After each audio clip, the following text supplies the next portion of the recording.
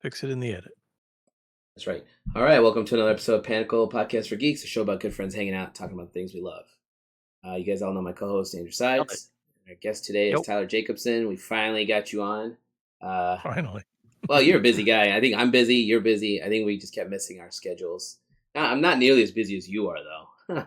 You're like, Yeah, you're jam-packed. You're jam-packed, yeah. But thanks for being on the show. We were, I think a couple weeks ago when you were on, I was going to initially start talking about the new Player's Handbook, which, had its own controversy for a minute till people corrected it. How do you feel about all that? Well, Yeah. I think I missed the controversy then. What was it? Oh, that's amazing. Well, You're fine. you're fine. It's just dumb stuff. On Reddit, people are always like, this looks like AI artwork. And a bunch of us were commenting on there saying, he's an oil painter. You morons. I saw that. I saw that on Twitter too as well. People Yeah, were like, I mean, I was AI talking to immediately.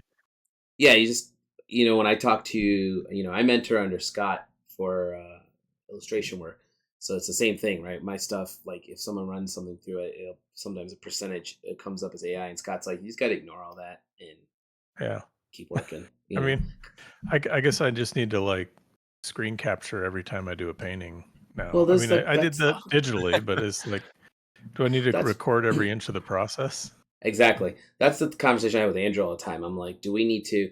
I hate the fact that because Scott's solution was that for me, right? He's like to start recording the step by step and then post a reel. You know what though? I have to do that. I wouldn't. Personally, I would say fuck it. Like unless you want to do it, do it. But if you don't want to, then I just forget to do things like record myself while I'm working. I do too. Right? I do too. But I'm not gonna acquiesce to that. Like, well, exactly. They can call it AI if they want, but I was gonna say, Tyler, you have enough video with like you and Ray Bonilla that anyone could easily see. Be like, oh yeah, like of course he paints. Yeah, I mean that's why I wrote it off when I saw it on Twitter. I was just like, it's usually some like dude. Yeah, it's usually some person. What I notice is always people who don't like. They just have a weird understanding of what it is. They don't know what it is actually. Like I try to explain to people. It's like drive-by commentators. Yeah. Well, even at Gen Con, right? You have information, but they got to like wheel in and offer an opinion and then peel on out. Well, even at Gen Con, I had people who are like, "Is this AI?" And I'm like, "It's not." And some of them are just genuinely like curious or excited about it, and some of them are not so excited about it. And you're just like, I don't have time to explain to you why this is not. But I feel like artists can tell just by looking at things, like that's AI, that's not. Most people can't, we live in the industry, right? Did you accidentally stop or something? I accidentally hit the space bar, boys. It's okay. Give me 1 second. Do you have sure we were good. I was gonna say you got to change that hotkey then. Bro, yes, thanks. Yeah, make it like F12 or something. It's stupid. Like I usually move the mouse away, and in this scenario I forgot. It just tapped it. Do you actually, Alan, do you have a mechanical keyboard? I do. Can you hear it when I type? No, but like I was just but you mentioned I got the first half of I got it all the way up until the part where I said oh. So basically once we're done I just have to combine. I gotta do the stupid thing of combining. It's fine. Yeah. Wait, can you hear this though? Oh yeah. Yeah. Oh no. Okay. I think barely. Don't worry about it. It's very faint. It's very faint. I'm always wondering how good the cone is on this mic. So, I mean, like, this mic's got a weird, like, if I were to pick up that guitar right now and start playing it, it will not come through the mic for some reason. Oh wow! Because Discord has that. I am running. I think it's called Crisp, and Crisp is designed to only put forth our voices and nothing else. So like that's AI right there. Yeah, well, that's good AI. It does what it's supposed to do, right? But like, I don't know, like if you can hear you can hear me snapping though, right? Yeah, no, yeah. I can't. You don't. I kind of heard just. Oh wait, now I don't. Dude, that might have been one of those weird things where my brain saw your fingers snapping and just made the snap sound. See, but you can hear my voice when I start talking again. Yeah, because the programming knows that's a voice. That's not. So it's weird because I didn't know about that at first. One day we were in a D&D campaign and my oldest Violet came in here to play harmonica for them. And when she started playing, they couldn't hear anything. And I was just like, that's Oh, weird. really? Incredible. You know, it's cool tech. It's kind of weirdly wild tech. But either way, let's move forward. Usually I try to start out by trying to figure out where I may have met the artists that I'm interviewing first.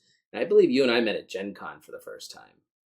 Yeah, I think so. Because you look super familiar. I think that was the first time we met. You probably remember Eli too, because he crushed. I bought a Jace print off of Tyler, and then somewhere in the middle of the show, Eli decided to step on it and crush it. And I was like, Oh my God, really? Go back and get me another one. Like, I was so I mad. think I remember this now. You gave us a free one because you're so nice. Oh yeah, I mean, come on. But accidents happen, right?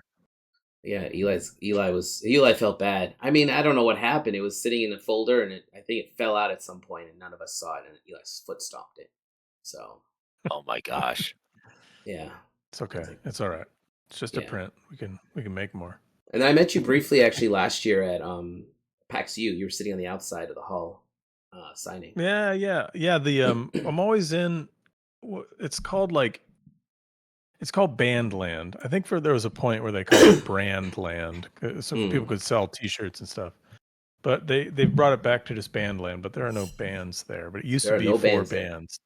But it's always like outside the hall in a hallway, and that's where I tend to have a space at all the PAXs, except for Australia, or I don't tend to do the Boston one either. But Unplugged and Prime or West. I'm hoping to get to Unplugged. I might have a booth there this year. We'll see. Oh, great! That's a really good show. I heard it. I mean, it looks fun. My friend Brian Colin does his Vast Room products there, and it seems cool. It's just trying to get in there is very difficult, especially since they want more people that do gaming side and less people that do artists. Period. But since you work for Magic and all that, I'm sure that's why they're like, of course, And I mean, I'm a friend with the organizer, so it's like a different situation because they don't really have a space set up for artists yet. Yeah, but it's something we've been chatting about. And, they've had get us in there. At West, they had some artists in the Magic area, but that's about it. Yeah, I emailed the showrunner earlier in the year because when I got my first two cards this year, so I immediately, messaged him and said, Congrats, "Hey, check it out, thank you." I was like, "I'm gonna be in the set next year. Let me get a table spot. Give me something. Yeah, maybe they'll just post me up right next to you." I mean, it's NDA, of course, but have your cards been revealed yet, or you're waiting? Okay. I'm waiting. So you just finished them now? Yeah, I finished them. Yeah. When did I finish those? August. It was like right before something like that. Yeah, it was like about a year. It was before all the shit hit the fan in terms of shows and stuff.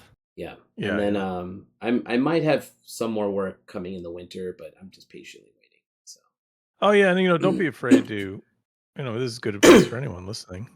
Just if you have their email, just check in with them. ADs. If you have other ADs email, just check in with them. Just be like, hey, I got an opening. If you got anything, just constantly do that. And they're. I've been doing it like every They stop emailing. I've been doing it about once a month. I didn't want to be like, I don't know what level turns you into a nuisance. I think once a month is good. Yeah. I think if it was like every week, that'd be crazy. Yeah. But, once a month, you're like, hey, I just finished. Just be like, hey, I finished something up this month, and I got some free time next month, so I just wanted to see if you had openings. Magic's turnaround is like 6 weeks, so that's every wave, every 6 weeks. So you can always jump in.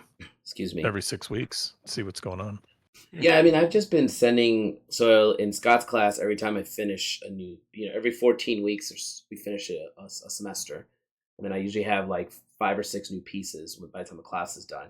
So then I sent all of those to the art director, saying, "Check out all the new work I've got." And like, I've been trying to get an artifact card because I do a bunch of artifacts in his classes. I'm like, come on, man, give me some artifacts. And I do landscapes. Those are few and far between, so it ends up being kind of like a hard thing to snag. I guess so. I guess that makes landscapes. I was like, give me some land cards, man. I do landscapes all day. So those are also. I mean, they're not. Their lands are like numerous, but they're also like there's like the go-to land people. So you just keep putting that stuff in your portfolio, and they'll eventually go for it. I mean, I don't need to be a landscape guy, but it's just give me some work. I have done one land, man. Really? Well, I mean, I did one. a few years ago, and then I accidentally did 2 more in that big Lord of the Rings piece that I did. Like 2 of those were land cards that it was just part of the image. So. Oh, nice. Oh man, But yeah, I'm like a creature character artist, so I don't really do too much of the lands. But I want lands too, but they just they have their go-to people. Well, they're probably like, you're good at this thing, so let's do that thing. Yeah, it's a risk. I was gonna. Are you on? You have cards in Bloomborough that just came out? No, I missed that set. In fact, they're doing so many sets now. I've missed tons of sets. Yeah. I just kind of have stuff peppered throughout, and we'll see where it hits. It always seems like as soon as one comes out, there's like another one a few weeks later that people are already talking. And I'm like, I can't keep up. I mean, I don't even play the games. I'm barely aware of it. That's what people are upset with Duskmourn. I think the new one's called Duskmourn because they were like, I didn't even have time to really enjoy Bloomborough. Yeah, just came out. It's an instant. Yeah. It was like a weeks after. I mean, I started when there was like 4 sets, and 3 of them were all in one setting, and then there was a core set. How long have you been? 15 years ago, plus 15 plus years ago. Oh. And now there's so many sets. So yeah, it's really hard for me to keep track of it. I mean, much less. I don't know. I mean, I only know about things because some of our friends are so into Magic. Yeah, yeah. I like Magic. Don't get me wrong. So I'm not gonna deny that. But some of our friends are so into it. Like every time there's something new, or like somebody leaked 4 of the Marvel cards on Reddit the other day. I don't know what you're talking about. Deniability. No, that's everybody knows that set exists. It's been announced for months. So I'm not. Yeah, I'm that's not true. The set is announced. Well, I mean, they one of my cards got revealed, so I know nothing about it. Got it. I did not realize that when I made that comment. Let's just move past this. Although me saying that now makes it sound like I did the leak. I did not do the leak. No, that's definitely some weird ass factory move. I feel like when people do stuff like that, like the whatever happened, like last year, the year before, they sent the Pinkertons out. I feel like when somebody does things like that, you're just like, you're gonna get in a lot of trouble. I don't know what they get out of it. Street cred, I guess, like amongst their friends. Like an ass whooping if a bunch of Pinkertons showed up to your house. Those guys are hired thugs essentially. I thought it was an episode of Deadwood when I was hearing about the Pinkertons right? Collect magic cards. Yeah. When I read that article, was it like a year and a half ago or whatever, I was like, they still exist? Yeah, that's exactly what I said. Yeah, apparently they exist in the WotC sphere. They're just like, I imagine this dude's like retired, just sitting around. They're like, call in Phil, and Phil's like, it's about time, And I mean, it makes sense, right? Because it's the Wizards is owned by Hasbro, and Hasbro's like an old school Rhode Island company. Sure. So it makes sense that they would use some like old school East Coast bounty. Scary, man. And whoever just did that like 2 days ago is definitely getting a visit from somebody. Oh yeah, because I hope they cleared all their metadata or whatever in their photo. Well, they try to sell it on like eBay or something, and you're like, what are you doing? Did they really? The photo or the cards? The cards. Like, oh my god, they have the cards. They have the cards. The photo is of like a stack of cards, and they only show 4.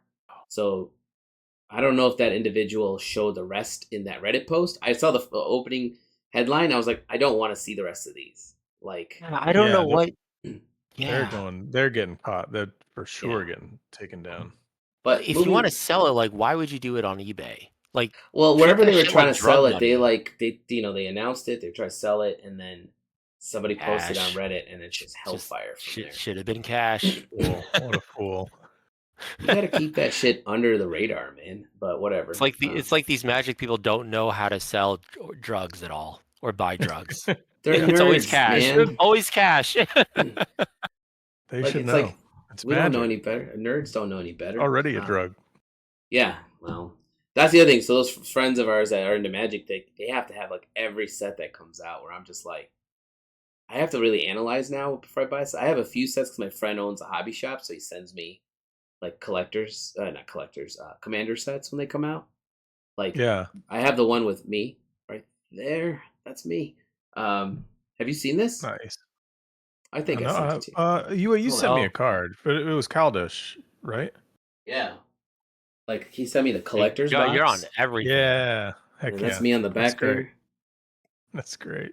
And then I'm on the commander card. I've signed 45 of Aaron Miller's commander cards to date. Really? Yeah. That many? Because I remember you mentioning like when it first happened, people were trying to when get it first happened, I sign was like, I messaged Aaron, I was just like, are you cool with me signing this card? And he's like, have fun, man. So I signed it for That's a friend. awesome. She posted it, and then people got wind of it, and then everyone kept coming over to me to be like, so like at our shows, like people just walk up and be like, can you sign it? I'm like, I can sign it, but please keep in mind this is Aaron's card. I'm just It's like I didn't do the card. I didn't do the card. Oh, it's They just okay. like the I've fact. signed other people's cards before. It happens. So that's a weird thing I noticed too with Magic. At C2E2 earlier this year, someone stopped by and said, I heard you have cards coming out. And I said, who said what? You're not supposed to know that.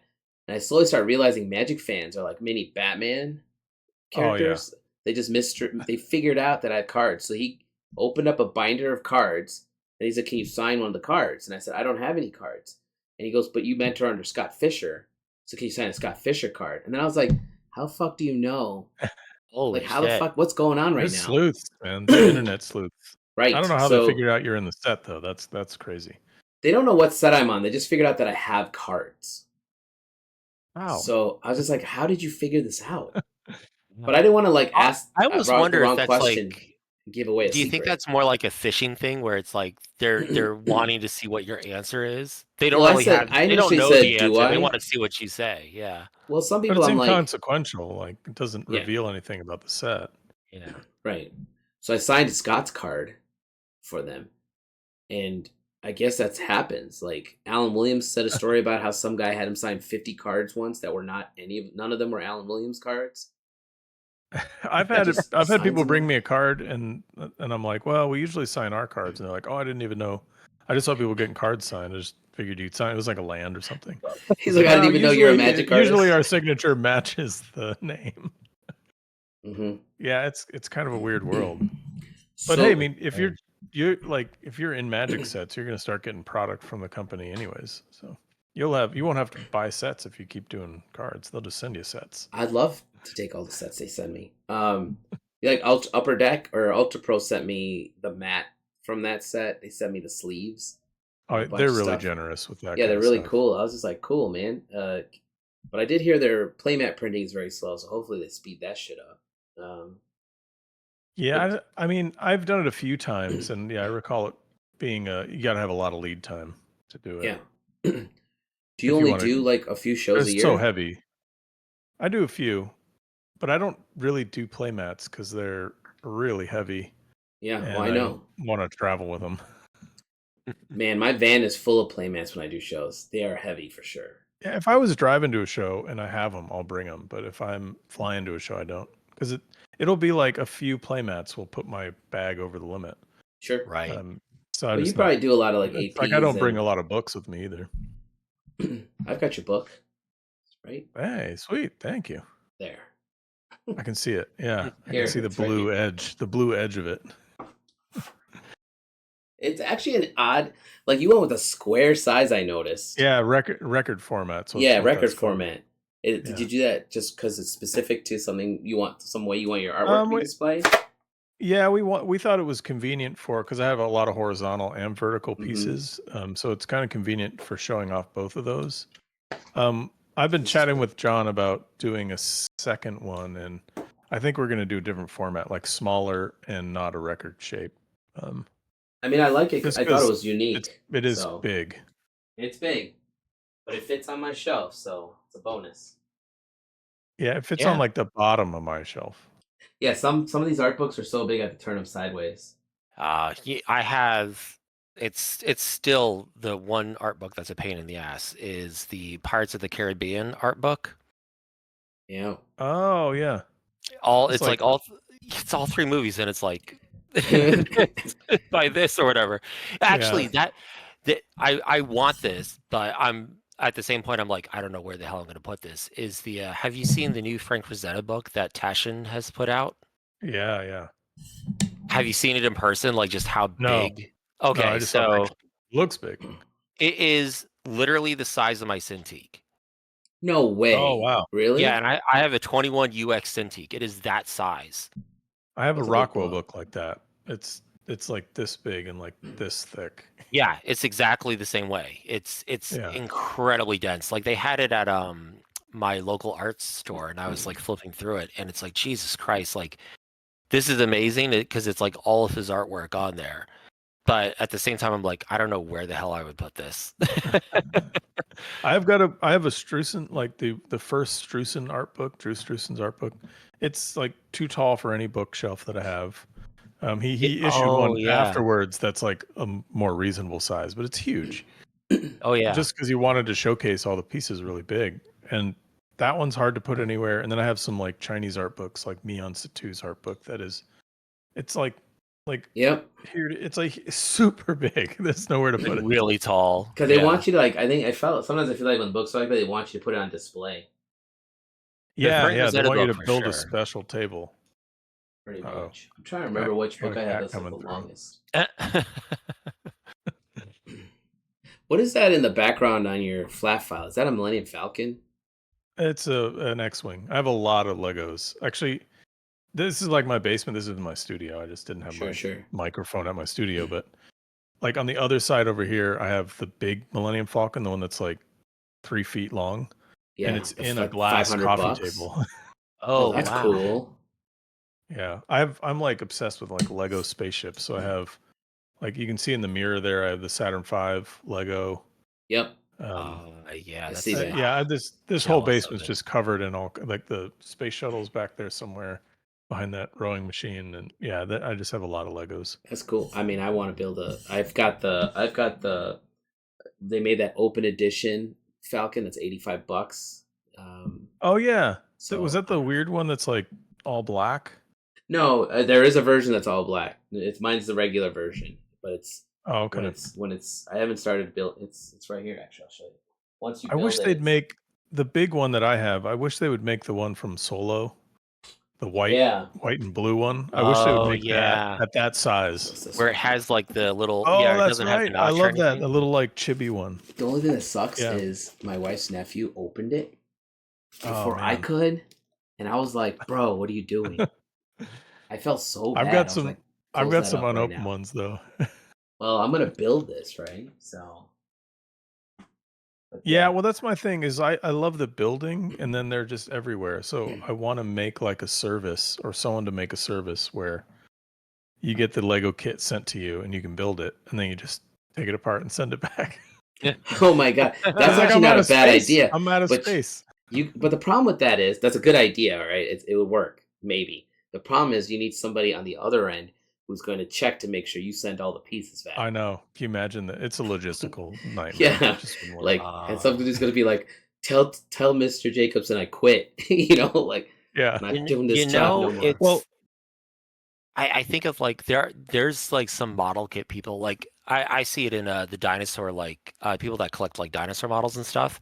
Yeah, a lot of those people, for some reason, like for me, it's like, oh, I love to paint them and everything. I like to build it up myself, but there are a lot of people that don't like to do that, and they'll send out the model that they have to a finisher.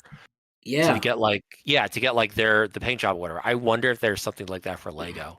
I mean, if someone's like, oh yes, I love this Lego kit, I don't want to build it. Have someone else build it. There's people that build the Gundams, right? Like we build Gundams. So there's people that build like full Gundams, and then they'll package it up real nice, and they'll send it back to you. Like, I don't see. It's in the building. The building is the thing for me. Like I want the building. Yeah, I want to build it. That's the therapy, man. Yeah. So it lets me focus. Like it lets my ADD get like focused into this beautiful cone that's just focused on the Lego. Yeah, and you spend some time, and at the end of the day, you're happier for it, hopefully. And did I tell? I don't know if I said this to the group or not, but at the show over the weekend, I traded. So I did this show called Granite State Comic Con, and there was a dude there was a guy at the show who basically traded me a Gundam for a bunch of. Here it is. I was trying to look up what it's called. It's a Strike Freedom. It's a huge, perfect grade Gundam. Do you build Gundams at all? I don't. A buddy of mine, Robbie Trevino, is super into Gundams. I know Robbie. I mean, I don't know you on know a Robbie? personal level. Not on a personal He's level. tried to get me into it a few times, but I just know of couldn't get Robbie. into it. It's our friend Joe. We have a friend that's like really into it. He's really so like we got him. We made the mistake of getting him into it a little bit for winter last year because he was spending so much on magic cards. We're like, try a different hobby. So we got him to Gundam, and he's so into it. He has he has like a perfect grade. I think he has like just perfect grade, doesn't he? I think he bought 1 or 2 after Dragon Con because he did so well at it. But I'm like, bro, I've been at Gundam since I was 15, and I still don't own a perfect grade because they're like $300 bucks. Well, this guy had a Zaku for $200, and I said, I was like, would you want to do an art trade? Like, and I was pointing at like the $50 ones, and he's like, if you're interested in the perfect grade, we can trade for the perfect grade. I'm like, okay. And then I said, what do you want for that? And he's like, just a few prints to hang up in my shop. Whoa, and he's going to buy some. And I was like, okay, that sounds cool. And then I said, good deal. What else do you have in your store? So he shows me this Strike Freedom, which is like, it's got the big wings and shit that come out. Mm-hmm. And I was just like, how much is that? And he's like, it's $350. And I was just like, would you consider a trade on this? And he was like, yeah, man. He's like, I like art. I like your work. And so I was like, I gave him one of every print for starters. Okay. Because I'm just like, shit, that's, and he was like, he's like, that's way too much. It's way too much. You give me way more than because I sell my prints at $30 each. I said, yeah, but the cost, I mean, yeah, I said, bro, they're prints. It's like $8. Yeah, I'm like, they're prints, man. You don't understand the cost value on this. I'm like, that Gundam is definitely worth $350. So yeah. I also told him to pick out some. I sell metal, 11x17 metal at $100 a sheet. So I said, pick out a few metals. I'll ship those. I'm like, I need you to get at least 3. I told him, so you get at least the value of this Gundam. Pick out 5 if you want, because the metal doesn't cost me that much to produce, but I sell it at 100. And I felt a little weird making the deal, but he's such a nice dude that really genuinely liked my work. He's also going to buy playmats at wholesale cost, and I'm just like, I don't know what's happening right now, but I'm gonna do the deal. Yeah, I messaged Eli, right? Eli Manaya is into Gundams too, so I messaged Eli and I was like, Eli, do I get the Zaku or the Strike? And he's like, the Strike, man. It's supposed to be one of the best perfect grades ever made, ever. And wow. Like, so I don't know. You got to explain this to me because I don't know anything about Gundams. What is a perfect grade? What's the deal with that? Go ahead, Andrew.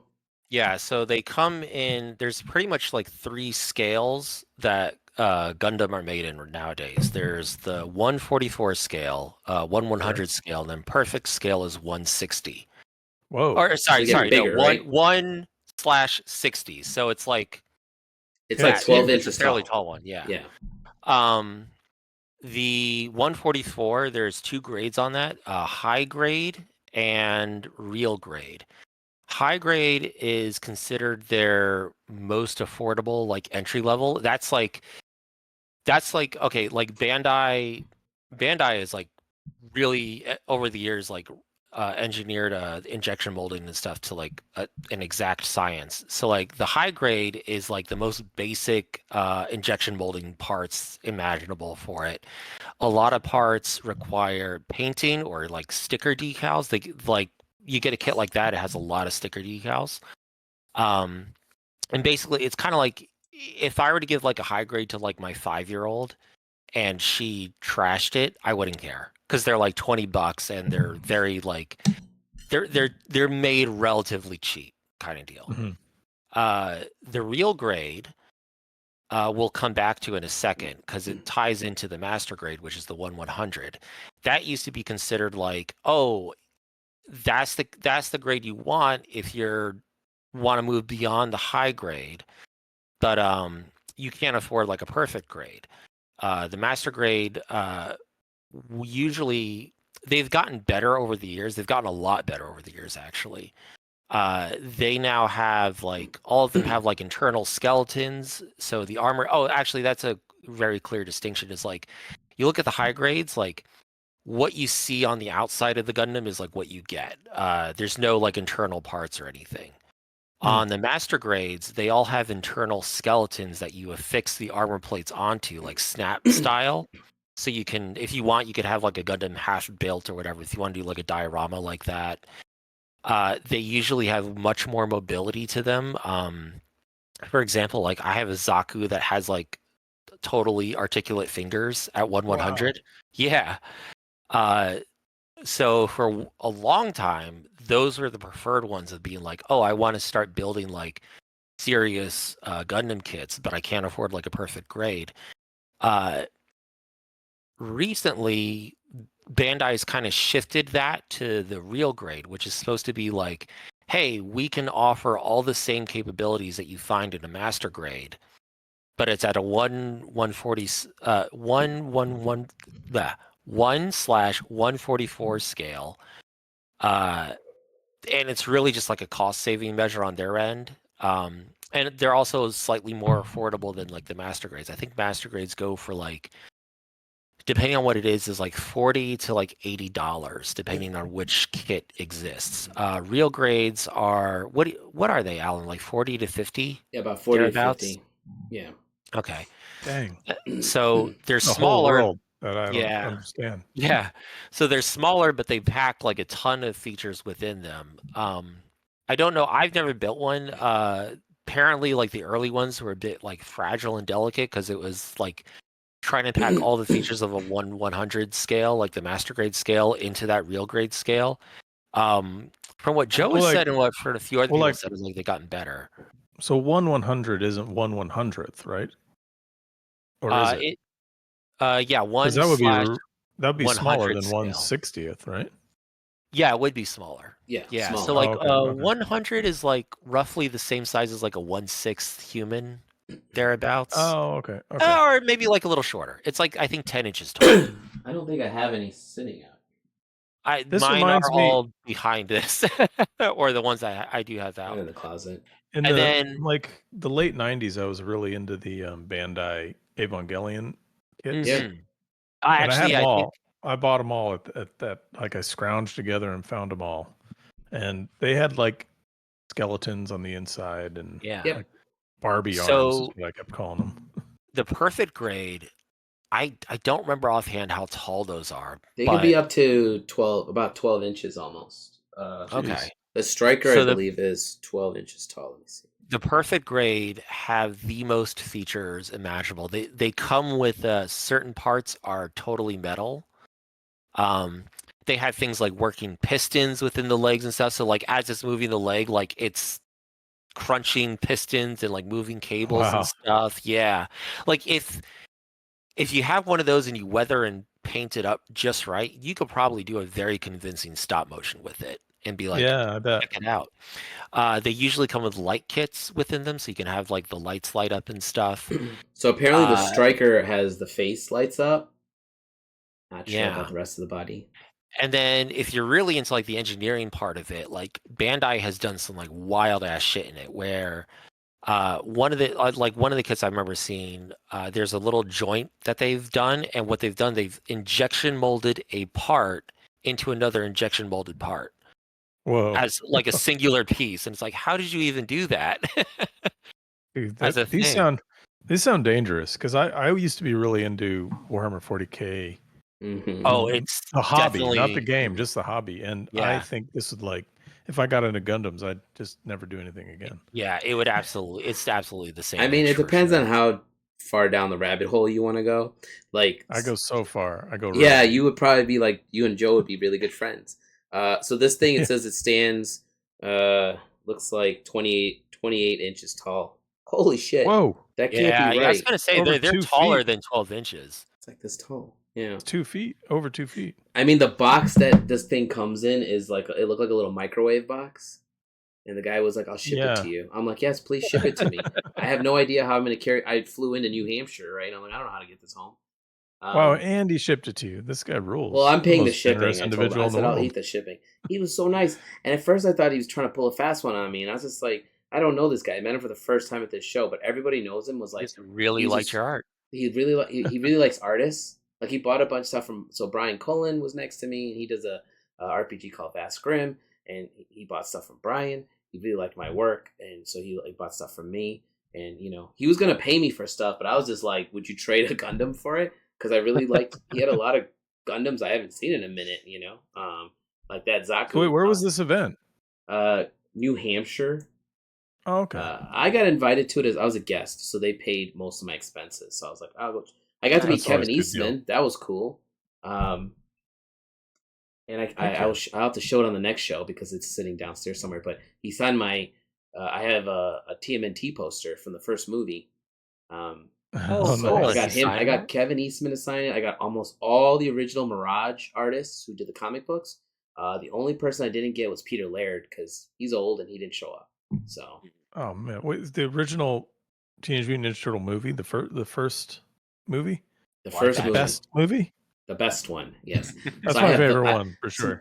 My brother-in-law, for some reason, has 50 posters. Okay, and I asked him once, why do you have 50 of these? I mean, my brother-in-law is also this kind of dude that saves things and it keeps it in like mint condition. Like I once mentioned, I was looking for an old typewriter just to fuck around and type shit on an old typewriter. And he just shows up and he's like, here, I got one. And it's in mint condition. I was like, what the hell, man? So when I mentioned that I was going to maybe meet Kevin Eastman 2 years ago, because I've been trying for this would be the third year. So 3 years ago, I tried to meet him at San Diego because he always does signings, but his line caps out and I can never get in. And I'm working the show too, so it's hard, right? But he had 50 of these posters in a tube. And I was like, why do you have 50 of these in mint condition? And I took 3. Wow. And then he told me he worked at a video. He used to work for a theater, so he took him from there. And I asked my wife, this is my wife's brother, obviously. I said, Bobby said he worked for a theater. And her and her sister went, he never worked for a theater. I was like, I don't want to know, man. Stories. Yeah. Wait, were they double-sided one sheets? They're not double-sided. They're single-sided. Oh, okay. They're the ones that theaters have the double-sided ones. Yeah, I believe they probably just gave these away, or whatever. So I got 3 of them. I got one signed for Brian, one for myself, and one for my brother-in-law. And that's the one where they're peeking out of the. Yep. They're peeking there, and they're like way oversaturated on the colors. Like they didn't line it up with show the movie. Different colors. Yeah. So like it's cool because he signed one Cowabunga, he signed one Radical, and he signed the other one Turtle Power. That's great. Nice. And the one thing he wouldn't do is no selfies. I tried to take a photo with him, and he was like, "No selfies." Oh, I don't know. I didn't ask him. He's just something. His handlers were like, he doesn't take photos anymore with his fans. I'm like, fair enough. Yeah. He was a cool dude though. I talked to him at length about, that movie. Those things all came out when I was like 8, and I was like, in and out of hospitals at that time. So I was like, this really, like, I just ate up all the TMNT stuff, and I loved it, So it's kind of cool to like meet like a hero, I guess, for lack of a better word. But he was chill. The movie was defining moment in my childhood. Dude, I still remember when I saw the trailer. I was playing with my sister in the living room. The trailer came on. I caught like the tail end of it. He's like skateboarding through the sewers, right? I remember looking at my sister like, did you just see the same thing I just saw? Like, like my brain was like that. You did not see a real version, and she was like, it was like almost a Domino's commercial. I remember that. Yeah, exactly. And they got that Domino's plug in there, man. And that product placement. Who was that? The Domino's delivery guy was somebody important to the franchise. Was it? Yeah. Oh man, I can't remember. I'll tell you. I just remember Kevin Clash did Splinter's voice in that. The guy who used to do Elmo's voice. Really? That was. Yeah, that's Kevin Clash. That tracks because they're Jim Henson puppets. Yeah, they did they did a lot of Jim Henson stuff in that. Such a good movie. Like the tone you wouldn't have expected, but it was the right tone, and they like never really did it again. They never got the tone right. I mean, like Turtles 2 was cool, but it was way brighter, way more colorful. Yeah, didn't have that grit and that darkness. One of my friends is a huge Turtle fan, but it's like only recently. Like I mentioned something offhanded to him. I was like, that like in Turtles 2, I was like, it's weird how like Turtles 2, because it's like made more kid friendly. Like you never see them. They never have their weapons hit anybody at all throughout that movie. Right. And he kind of sat there silent. Oh. He was like, holy shit, is that right? And he's like, yeah. Oh my God, that's true. Very PG almost. Yeah. Yeah. So the guy who's the delivery driver is this guy. His name's Michael Sisti. He's the guy who was in the Michelangelo suit. Oh, okay. Okay. Which is just a random piece of knowledge, right? But I also met the guy. What's his name? Ernie. Do you guys know he was in one of the suits as well? But he was actually he's a pizza delivery guy in the second one. Yeah. He's the main guy. Ernie Reyes.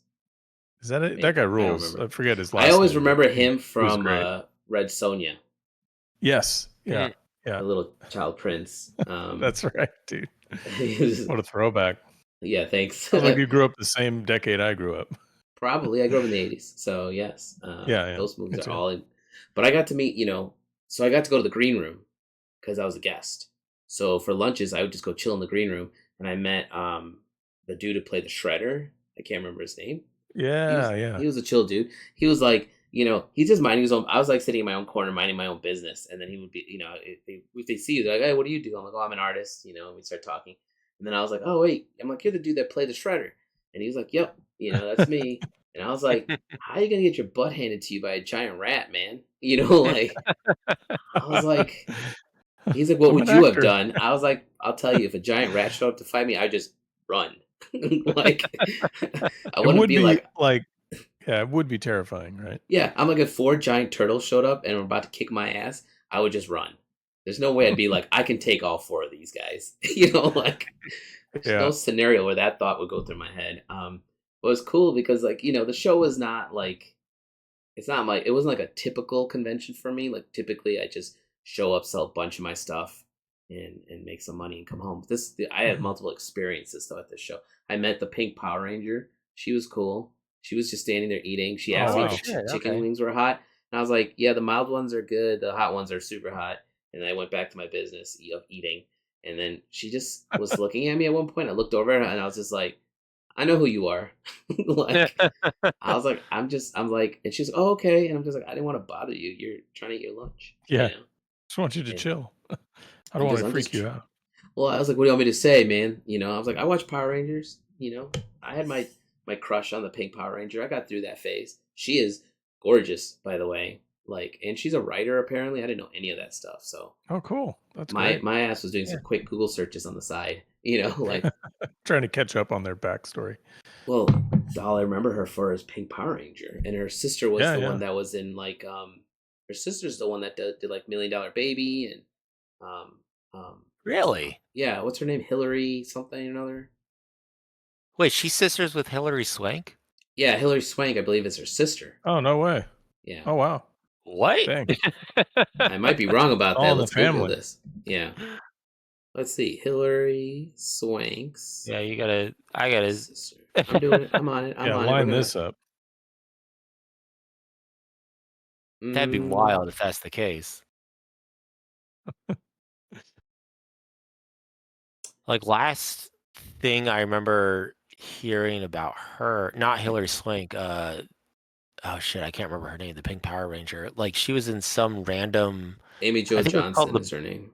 Yeah, I think she was in something called The Book Club or whatever. It was one of those movies that felt like a tax write-off movie, where it's we have to get this made so we don't have to pay as much taxes next year. When that happens, I can't find anything. Maybe I'm wrong.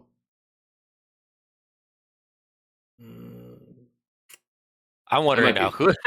I'm wondering who told me that information. I might be wrong about that. That's all right. You just cut this out in the edit. Oh no, we'll leave it there and let me just be embarrassed by that comment. Who knows? We'll figure it out. I have other questions for you. Yeah.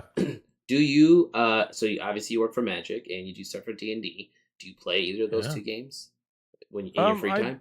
I played Magic back in the 90s, but I play D&D on and off. I don't have an ongoing campaign, but I've done lots of one-shots with friends over the years and been in and out of friends' campaigns and but I have nothing going currently. It's just something I've had on and off. Do you ever run your own campaign or do you just like being the player?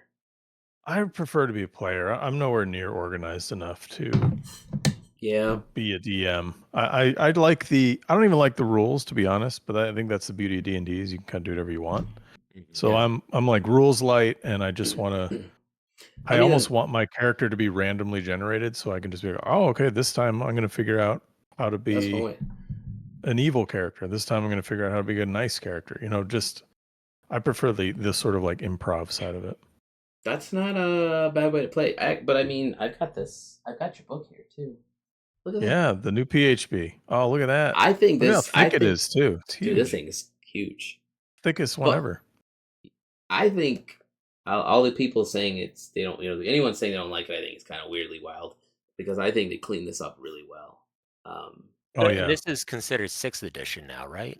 They call it 5E .1 or 5E.5 or something. 5.5. Oh, okay, so it's like still 5th edition, but like tightened up in certain places. Yeah, I mean they just cleaned up some stuff. They did nerf the paladins a little bit, which I'm like, might have been OP. They were OP, man. When I read that they nerfed the paladins, I'm like, about fucking time. So there's a lot of UI UX stuff that they did in there that makes it easier to figure out, and they streamlined a lot of stuff, and they changed there's species now, and there's no advantage to have a species. Oh right, there's a lot of things. I think it's done really well, honestly. I feel like the people trashing it online and YouTube videos and stuff are really just doing it for clout, like Mm-hmm. Yeah, but the internet's never happy, man. The internet's never happy. I mean, this is bound to happen.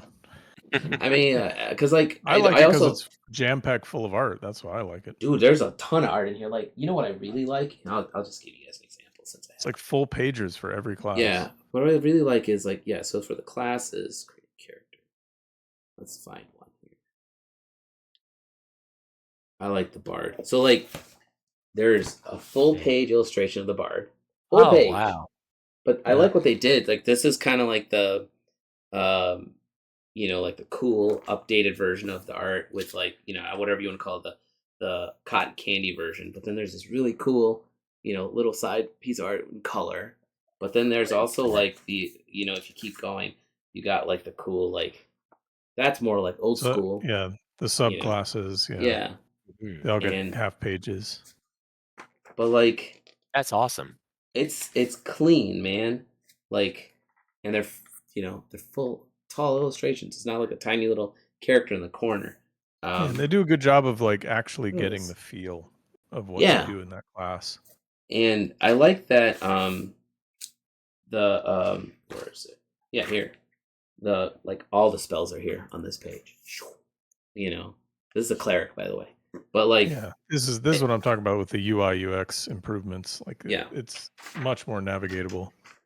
The only thing I wish, I guess it would be WotC, right? Or no, DnD, Hasbro. The only thing I wish they had done was market this a little better. They didn't like show any of that cool stuff on the inside of the book ever, anywhere. So people, unfortunately, all they got was Tyler's artwork everywhere. Yeah, I was gonna say that's really the main one I remember seeing. They didn't even show the back of your book anywhere. Yeah, that's awesome. Did it on the IGN article did a little bit, but they didn't do a ton of stuff. Show the whole thing, like when you're. I did front and backs on all of those. I did front and backs on all 3 books. I'm waiting. I'm patiently waiting for the next one. Yeah, it'll be great. They've been wraparounds for all of 5th edition. Yeah, but it's kind of like an awkward wraparound where the primary part of the image is on the front, and then there was like 3 inches into the back that was just like a weird space.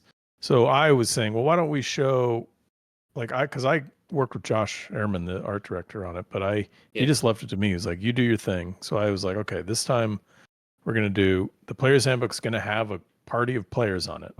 Because I'd done a book years ago, the Sword Coast Adventurers Guide, that the cameras turned around on the players. So it was like, well, that's what's going to be on the front, and you're going to see that. And then the back of each cover is going to be like, well, what you can do with these. So the back is them like heading on an adventure. Yeah, Sword Coast. Nice. That one is a wraparound. Yeah, that's Sword Coast. Oh, there's a wraparound? That was like, oh, yeah. Exactly. Yeah, it is. It's a wraparound, but it was one of the first times we were like, hey, let's actually show the adventuring party. But it's been shown here and there, but we haven't had this like super hyper focus on it. So I wanted to do that again for the PHB. And then the DMG is, these are like the evil wizards that you're going to have to deal with. and then the back of the DMG is like a cave, or a dungeon. So it's like this is the setting that you can kill your players in, and then the monster manual is just mayhem. I just wanted to represent the mayhem of all the monsters on that one. Yeah, I'm waiting because they're doing it. I guess the next one comes out in November, and then February, and then February. Yeah, and they're all going to be that thick. Like they talked about this in the IGN article. That the only problem I have with this book is it came in damaged, and I'm still trying to get them to replace it. They made me send a photo of the book with a note next to it with a date, and I was like, why? Like a hostage. Like a hostage. So I had to write a little. I literally put a note on. It's like something Wacom's had me do that. I basically went like this. I was like, this book came in damaged, and there's a date with my proof of life. Proof of life. Yeah, and it's stupid. It's like it got pushed here, which is not a big deal. It's not that bad. Like Jason Smith, who's a friend of ours, his book came in like bent. And I'm just like, damn. This is terrible to hear that's happening with the books. Well, it's just like, I don't know. It looked like it melted. And I told him in the email, I said, look, I wouldn't care if I damaged it. Like, I took this with me on my trip. I read it. So it's got some scuffs on it now. But I was like, that's because I put those scuffs there because I've been reading it. But it shouldn't show up damaged, Also, I had a side question. No way. Is the model for this Scott? No, I'm going to be honest. There's no models. You just wing it? You just wing it? I just made all that up. That's amazing. Sometimes I get referenced. Sometimes I just make it up. Dude, if you're making this up, it's pretty good. I saw that and I messaged Scott. I'm like, this looks kind of like you. Maybe he's Scott in the back Fisher? of your head. Yeah, Scott Fisher. It looks kind of like Scott Fisher. I wish I had Scott Fisher available to model for me. Why don't you? Don't you guys work? Yeah. Well, I think when I had started in on that, I had just seen Scott at an event, so maybe he was like stuck in my head. I got you. Cool. But I also wanted to like an old white-haired barbarian. I thought was. I also really like, this has got the cool. Like some of these characters have the old D&D, like cartoon color vibes for me. Yeah, that's what we were going for. We wanted to bring all the crazy colors back. Yeah, because it had gotten pretty grimdark. And this is like, I love it. Everyone's like, why don't you get the variant cover? I'm like, I love Wiley's work too, but I like color. I messaged you. Good. I was like, I love the colors on this. We tried. I made them all as colorful as we could without, making them really. It's worth the investment. You get there's like a fine line when you turn all the saturation up. There's a fine line between it being really exciting fantasy and being childish, right? Yeah. You can get the more and more saturation you have, the more kids book it becomes. So with that, we were kind of riding that edge of how do we make it colorful but not make it look like a kid's book. Yeah, there's a lot of I'm gonna pull it back out again. There's a lot of like this is a good piece. I showed this earlier, but this is the cleric. It's just popping. I love the paladin one too. The cleric one is fantastic. Let's find the paladin. All the character classes. The paladin one is epic. I really love it. Look at this thing. Oh, wow. It's hard to tell on video, but this sword is super glowy.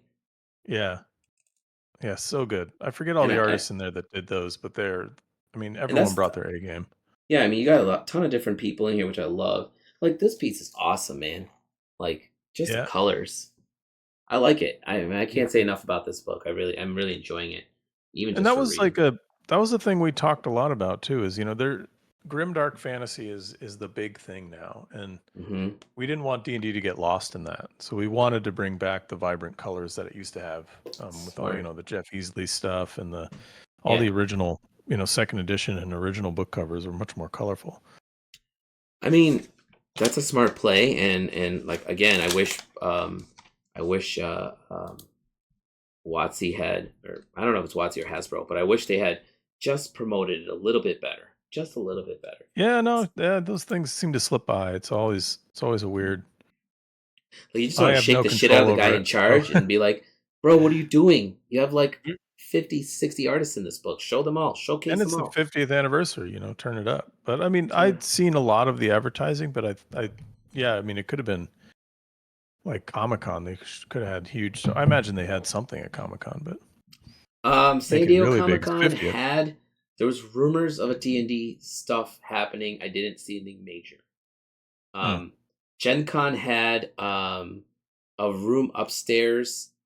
At somewhere at Gen Con, they were selling this book, so I could have had it in August if I could figure out where the goddamn secret room was, which I didn't know. Yeah, where I it didn't was. even have a copy yet. But I saw these people posting copies of the copy That's that they got at Gen bogus. Con. I was like, what the heck?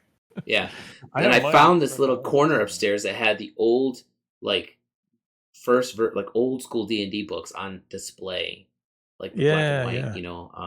And I saw Diesel was up there showing me all the stuff he did for the original Monster Manual and stuff. Oh, that was kind of cool.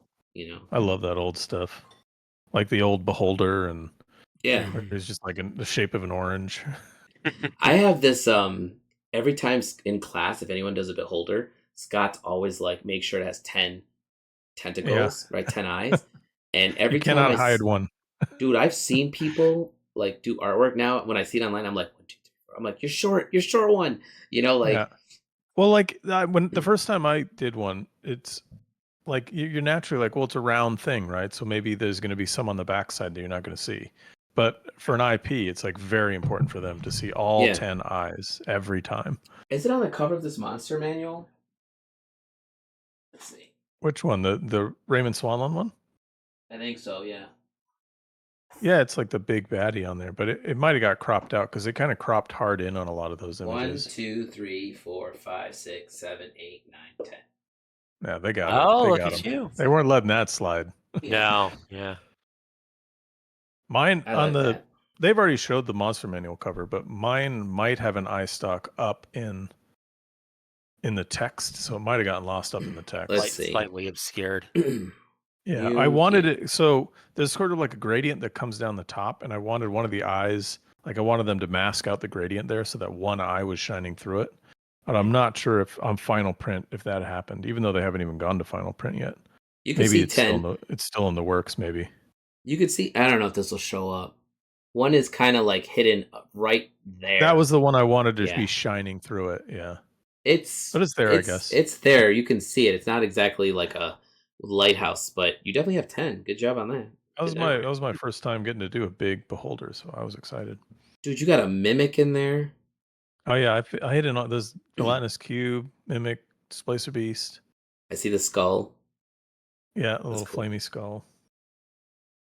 I'm looking forward to all I tried to get in as much. On the back piece for that one's really fun. It's just like a big Rockwell style character stack of just all these monsters that you can get. Oh, nice. I like the DM guide too, man, because I like the back. What is that? Menzo Berenzon almost. It's like you're just down there in a dungeon. Yeah, it's like they just kind of let me do whatever, and I was like, let's do sort of a Illithid temple or something. And there's like big giant statues of mind flayers. These little dudes coming down the stairs. Yeah, there's that like those old Lord of the Rings illustrations and stuff kind of inspired me on that. Like big environments with little characters walking through them. Oh yeah. I could see that. And I'm trying to find the back of their surroundings. Yeah. Yeah. And then I hit like in the foreground, you can barely see it because it's so dark, but there's like a dead skeleton. He's got a bunch of arrows in him. And right across him is a treasure chest, and you can see like the trap holes where the arrows came out. Oh, nice. Hold on. Now I gotta look at that again. We'll see how that shows up in print because it's pretty dark. Oh, I see it. He's just leaning on the wall there. Yeah, we'll see how it looks. Yeah, we'll see how it looks in print. Sometimes those really darker images just never print right. Oh, I know about printing colors weird.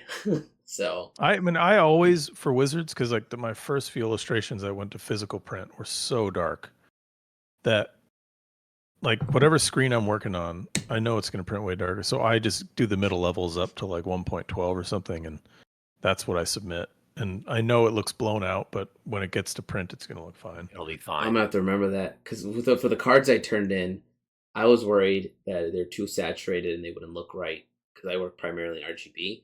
But Eli, they'll convert them. They'll convert them. Eli said, "Don't." He's like, "Don't do any conversions. Don't try to up any levels. Turn it all in as is. They're really good at taking care of it on their end." So sometimes you can. They had like a thing that Dawn sent out many years ago.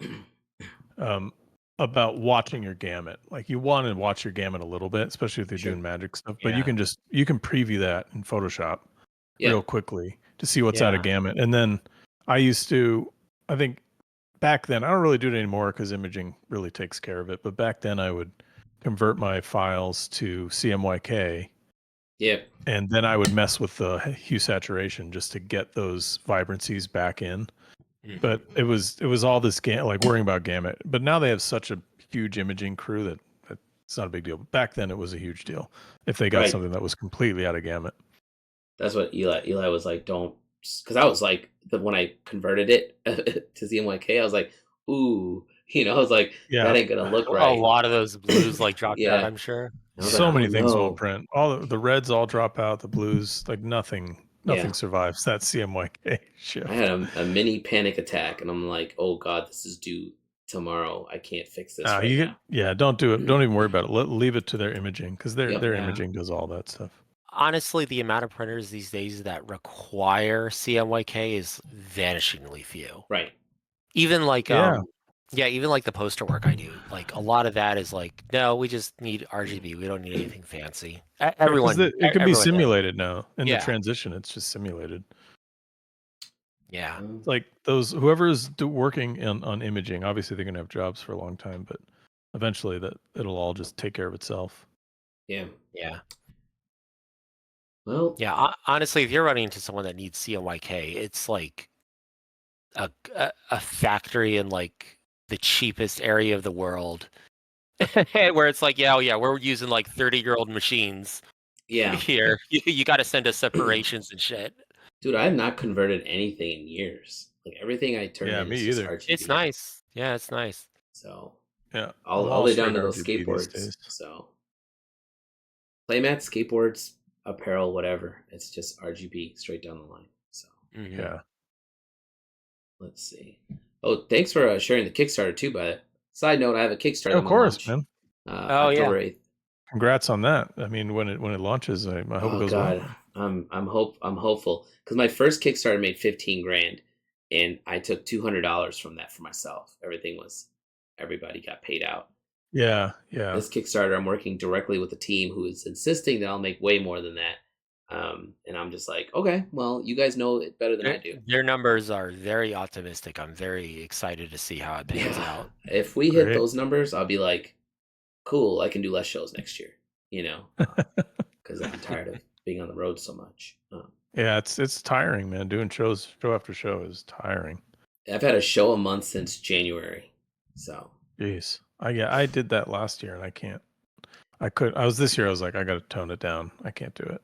I mean, and the thing worse is after every show, I'm like, somehow people around me keep getting sick, and I just keep dodging, and I'm just like. I always have a big old bottle of Purell, and I touch anything. If you shake my hand, I'm just like... I'll be talking with people. I'm just doing this the whole time. I do my Purell right in front of people. People are like, bro, he just shook your hand. I'm like, no offense, man. I don't care. I don't even bring it up anymore. I just shake their hand and I put it in my hand. Yeah. But I also, I'm like very... I'm immunocompromised, so I basically get all the vaccines. So I feel like I'm just like got this like force field around me. Oh, yeah. Your shields are up. They're good. So at the last show, New Hampshire, I don't know what's going on in that state. My allergies were so bad. Like, I thought I got sick, Dave. Like, you could still hear my voice. Like, oh man, that's happened to me before. Scratchy throat. Everyone's like, are you sick? I'm like, I don't know what's happening. So I doubled up on allergy pills, and then I felt much better, but I was super tired the whole day, Yeah. I get the same, man. I did like a job in Europe. It was like a 3-week concept job, and I don't know, day one I got there, I just had the worst allergies from, stuff I'm never exposed to. Yeah. And like fresh air. It took me out for like a whole week of it. So I only got to do like two weeks of the push because I was down for, it was bad enough that I felt sick. Like I felt like I had a sore throat and everything. Yeah, I was like, my throat was scratchy, and the whole time I was like, what am I sick with right now? What's happening? This is why we're gonna die instantly on other planets, even if it's like totally breathable. We're just gonna have allergies that just, no human has ever been exposed to this. You're dead. You're done. Yeah. They're like, you never left your home planet for anything. It's like, I did not. Like, you're gonna die. It's like War of the Worlds, but we're over there. Like, they're talking about colonizing Mars. I'm like, bro, we can barely survive on the planet we're on. You're gonna go try to colonize that planet? There's nothing there. I'm excited because I'm a space nut and I love space stuff, but I'm fully aware that there's nothing there. There's nothing on Mars. There's no air. There's no water. Apparently, there's water. Like apparently, the rover discovered some water. I'll put quotes on that. I'm always like leery when they find things because, like, do you know what Kepler 118b, I believe it is the water world that they found. It's supposedly almost the equivalent to Earth, right? But it's like 2 light years away. So they want to start sending shit out there to at least explore and maybe colonize it. But the thing is, I was like, you're looking at like this tiny little black and white thing, and you're like, that's nitrogen, that's hydrogen. Yeah, we might be right. But I'm like, you send a bunch of people out there, and you show up, and you realize you did some math wrong, and it's just like a planet of fire. Like, you're fucked. You know. Plus, it take them thousands of years to get there. Like, it's 2 light years, but that takes forever. Well, have you ever read? There's a book called. Have you ever read Voyage to Yesteryear? No. Look that up. I believe it's James Hogan. Hang on. Is that the one where there's a colony ship and en route to a planet there's a newer ship that basically? Yes, I told you about this. Generation ship. James P. Hogan. Okay. Yeah. But the basic idea is our Earth is now 3 factions. It's literally North America, Europe, and like China, I think, or something weird like that. And they're like, the world's ending. We need to figure out what to do. And they find this planet, and it takes X amount of time to get there. So they launch a ship full of embryos, no humans, and robots or androids. And as it's getting 21 years away from getting to that planet or something, they start birthing the embryos. And then they teach the toddlers. They take care of the babies. They teach the toddlers. They raise the high schoolers or whatever. And by the time these individuals land on that planet, they're in their 20s. And they all just get to work, colonizing, gardening, building buildings and all that. But it's like a utopia. Everyone works together. In the meantime, our planet has figured out faster travel. So they start heading over. And so they beat them. So there are like Group A is already there. Group B is going to take another like hundreds of years still to get there. But as they're heading out, or maybe even shorter, I forget what the timestamp was, they're sending a signal saying, hey, we're on our way. Group A gets that message, 10 years later, sends a message back. The ship gets a message from the Utopia like 8 years later, because it's slowly getting closer. And as it's getting closer and closer, they're sending messages back and forth. And the final message from the Earth's original ship is basically talking about government and rules and policies and all this crap they're bringing with them. And the Utopia is like, nah, we don't need any of that. Like, we're good. We got it figured out. Yeah. But of course, this planet, original Earth, is still on their way. They can't pump the brakes and go back, Yeah. So they show up, and the book is mainly about these 2 civs now trying to live together. And it's written really well, and it's got this concept of like, this is something you could probably do maybe with like Kepler, like you would put, but the problem becomes, what guarantee do we have that a ship full of embryos from Earth here would survive the trip there? Because you don't know what the hell it's going to hit on the way out, There's also the premise or the concept of like, you send a ship and say it takes them 1,000 years to get there, but you're on Earth, and after maybe 100 years, you've developed much faster travel, and you can beat them. Like, you could overtake the ship. You just wave at them as you go by, or do you help them? He's like, we caught up. We got you. We beat you there. That kind of stuff is very interesting to me, because it's like, I do feel like at some point things like this can happen, but it makes you wonder, like, if it can. It's that whole Fermi paradox. Like, if the universe is very old, why don't we see civilizations all over the place when we look up there? Because they've had tons and tons and tons of time to go cover the entire universe. Why don't we see them? Maybe it's really hard. Maybe it's super hard to do it. I mean, it's also like, actually go to another star. What is it called? We have a lot of difficulty with it. Just getting off our planet. Yeah. I mean, we can barely really get to the moon, super far away. Yeah. I mean, think about how long it takes to get to Mars. Yeah. And also, what was it we were talking about the other day, Andrew? Like, that is it dark forest theory or whatever? Oh, right. That's sort of like a counter to the Fermi paradox. Yeah. Yeah. Like, it's like the reason it's empty is because no one is broadcasting their shit because they don't want to. We're the dumbasses broadcasting. Don't want to be seen. Yeah. We're the dumb. Like, if you watch the 3-body problem, part of the problem is we broadcast out. Yeah. And other aliens are like, oh shit. Our stuff has only made it, 100 years out, right? That's not very far.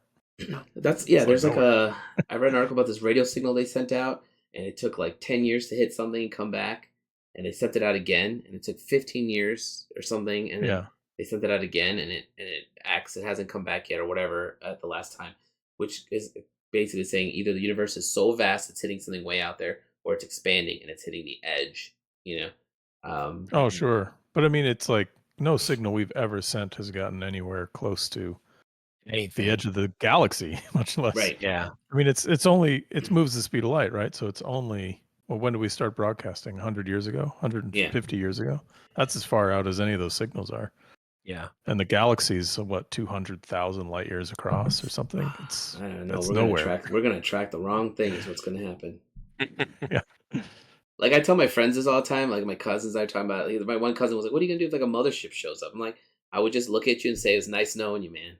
Like, what do you think we're going to do? We're going to start the resistance. We're going to start the resistance. We're going to set a virus on that mothership with a MacBook. That's what we're going to do. We'll get, what's the Battlefield Earth thing? They're going to get some F-22s or F-16s out of, like, storage. They've been sitting there. Yeah. And they learned how to fly them in like a couple minutes or something. Yeah. I forgot about that stupid movie. It just takes a month to figure out in a simulator how to fly a really complicated airplane.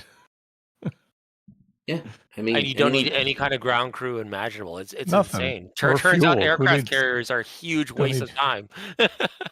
You don't need fuel. You don't need ammunition. You don't need anything.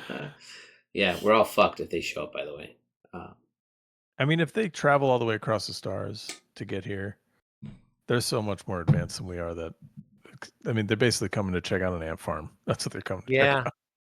Maybe even the question of, like, would they even recognize our radio signals as that? Or if they would just be like, oh, it's weird. Have you noticed this weird blip on the screen? This, like, strange noise. Yeah. Oh, yeah. Yeah, would they even recognize us as intelligent? Like, they might just view it as like background of like noise on their scanners. It's just another planet they're like driving by, probably. Yeah. But I just think that like something that Neil deGrasse Tyson said. He was like, our smartest human, let's say it's like Stephen Hawking or Einstein, who could do complex trigonometry in their head. And I would assume that if a species can travel all the way across the galaxy, that their children can do complex trigonometry in their head. So they would look at us and be like, oh, they're just kind of like kind of smart, but they're not really intelligent. There's a short story that I think you could find it online pretty readily, but it's called, if I remember, I think it's called They're Made of Meat. Have you heard of that one? I've heard this. Yeah. Isn't it, who wrote that? Hey, I don't remember. Kerouac or something? I can't remember. Yeah. Alan, have you heard of this one? No. You got to check it out. It's very good. Yeah.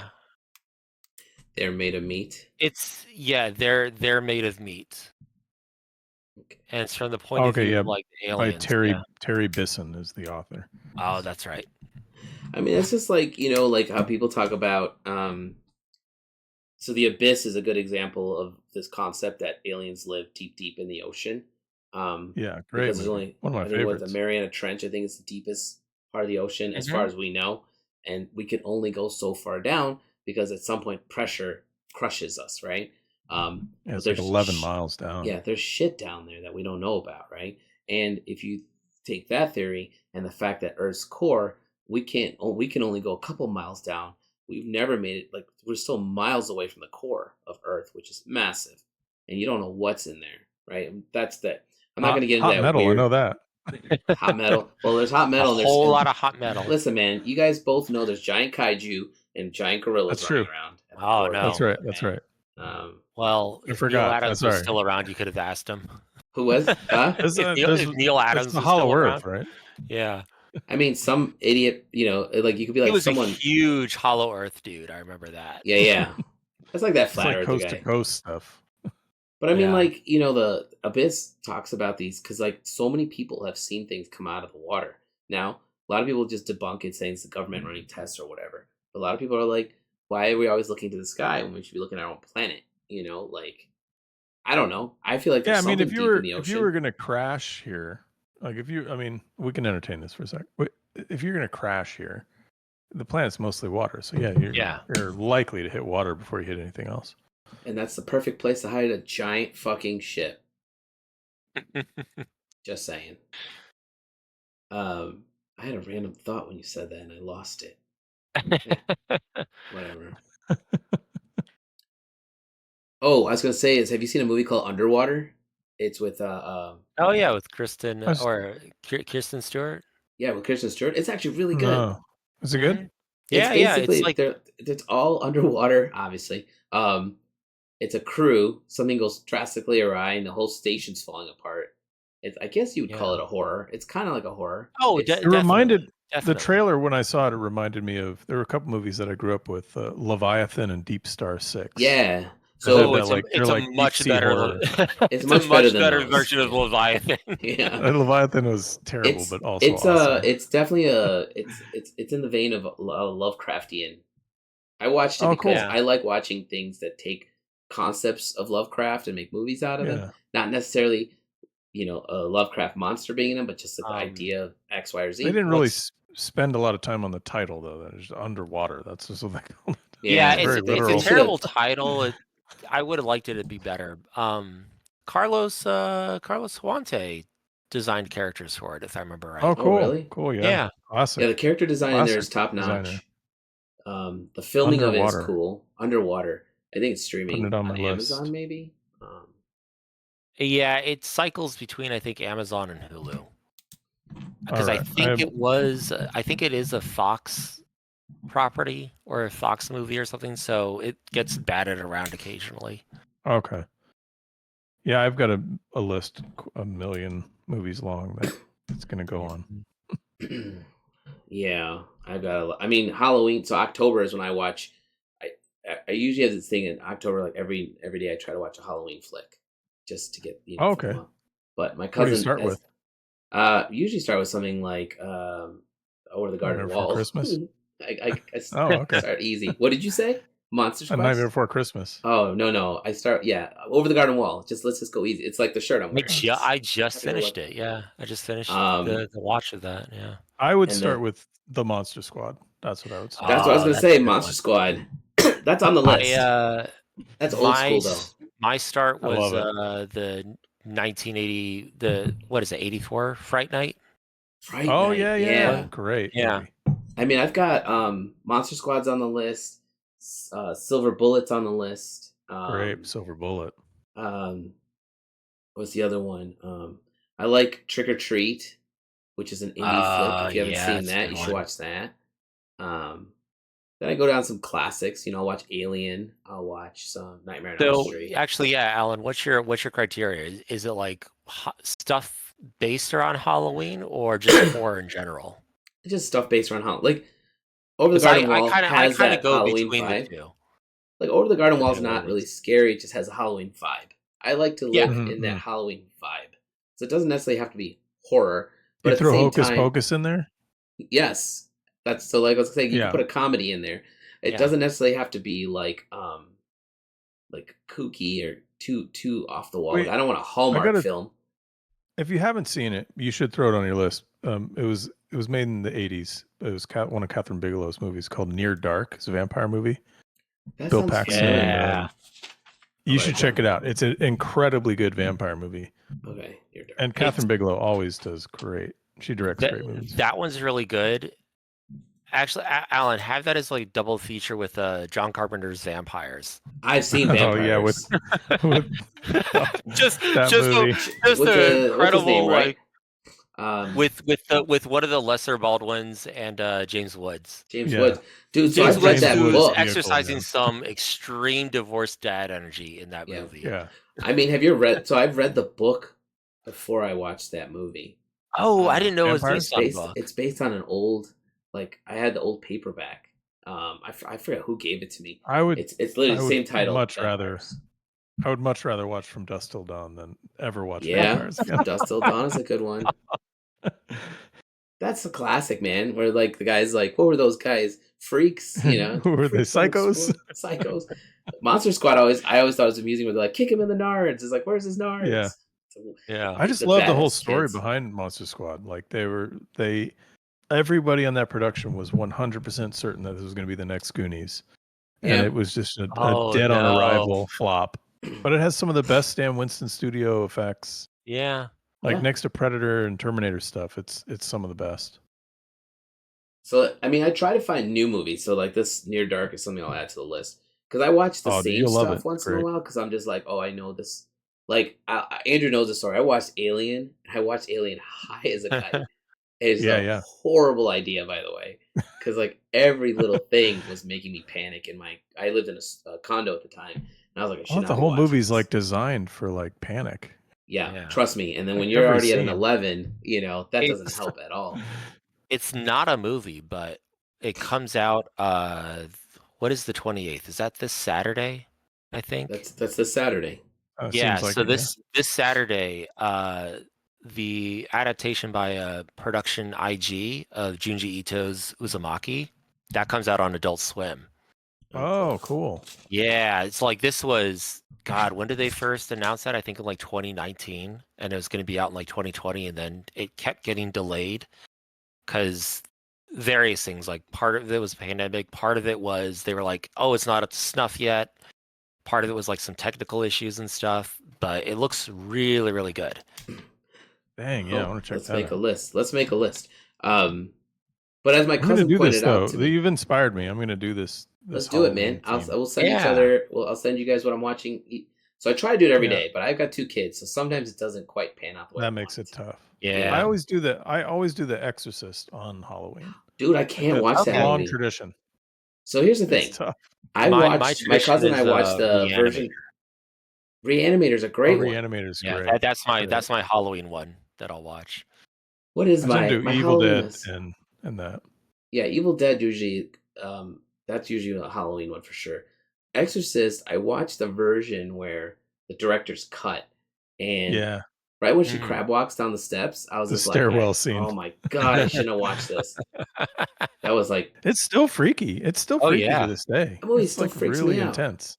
And I love horror films, but it stays with me for a couple of days. You know, so speaking of that, did you see Romulus, Alien Romulus? Yes. I thought it was okay. I thought they did a pretty good job of making it back to the sort of horror stuff. I could have done without the weird alien baby at the end. That reminded me too much of Alien Resurrection, like way too much. Yeah, which I hated. That and the Ian Holm, like as soon as he comes back to life, I like my brain kind of like shut off. I was like, okay. I was with you on board totally until Ian Holm showed up for no reason. He didn't have to be there. Could have been any other android or whatever. Right. Yeah, but they've demonstrated that androids exist in so many different formats. That exactly. They didn't really need to do it. Yes. Like who are you trying to impress with that move, right? That annoyed me because it was like, oh, if I have to do that, if it's going to be that, then it's my brain just kind of like checked out a little bit. But I was really enjoying the setup of it and how it was going.